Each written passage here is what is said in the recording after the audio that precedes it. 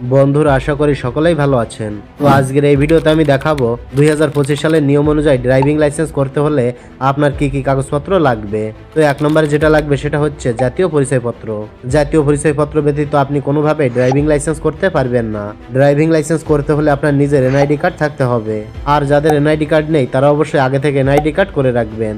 NID card করার পর তারপর আপনাকে ড্রাইভিং লাইসেন্সের জন্য আবেদন করতে হবে। 2 নম্বরে লাগবে আপনার ইউটিলিটি বিলের কপি।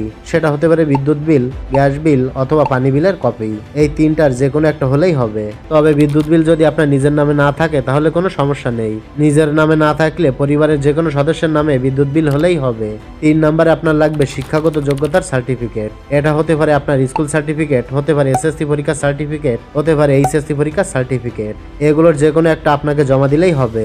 আর আপনার যদি কোনো প্রকার সার্টিফিকেট না থাকে তাহলে 8 থেকে 9 পর্যন্ত পাস করেছেন এমন একটা প্রশংসাপত্র দিলেই হবে। আর বর্তমানে অনেকেই কিন্তু বিভিন্ন পরিচিত লোকের মাধ্যমে এই ড্রাইভিং লাইসেন্সের কার্যক্রমগুলো করে থাকে। সেক্ষেত্রে সেই ব্যক্তি আপনার ড্রাইভিং লাইসেন্সের জন্য একটা প্রশংসাপত্র তৈরি করে দেবে। 4 নম্বরে লাগবে আপনার মেডিকেল সার্টিফিকেট। মেডিকেল সার্টিফিকেট ফর্মটা আপনাকে অনলাইন থেকে ডাউনলোড করে নিতে হবে। মেডিকেল ফর্মটা ডাউনলোড করার জন্য আপনাকে চলে যেতে হবে ক্রোম ব্রাউজারে। ক্রোম ব্রাউজার আসার পর সার্চ বারে ক্লিক করে লিখতে হবে ড্রাইভিং লাইসেন্সের জন্য মেডিকেল ফর্ম। এটা লিখে সার্চ করে দেবেন। সার্চ করার সাথে সাথে এমন একটি ইন্টারফেসে আপনাকে নিয়ে আসবে। এই পেজে দেখতে পাবেন বিআরটিএ সার্ভিসের অফিসিয়াল ওয়েবসাইটটা দেওয়া রয়েছে। এই ওয়েবসাইটের উপর ক্লিক করবেন। ক্লিক করার সাথে সাথে এখানে ডাউনলোড এগেইন নামে একটি অপশন দেখতে পাবেন। সিম্পলি আপনি এই ডাউনলোড এগেইন অপশনের উপর ক্লিক করবেন।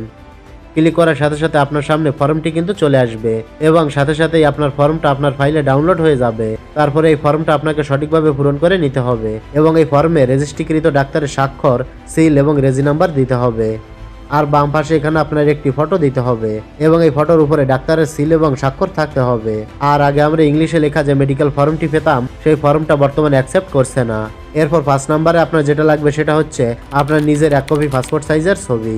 6 নম্বরে লাগবে ডোপ টেস্টের রিপোর্ট। তবে এটা কিন্তু পেশাদার লাইসেন্সের জন্য। তো পেশাদার লাইসেন্সের জন্য আপনার বয়স মিনিমাম 21 বছর হতে হবে।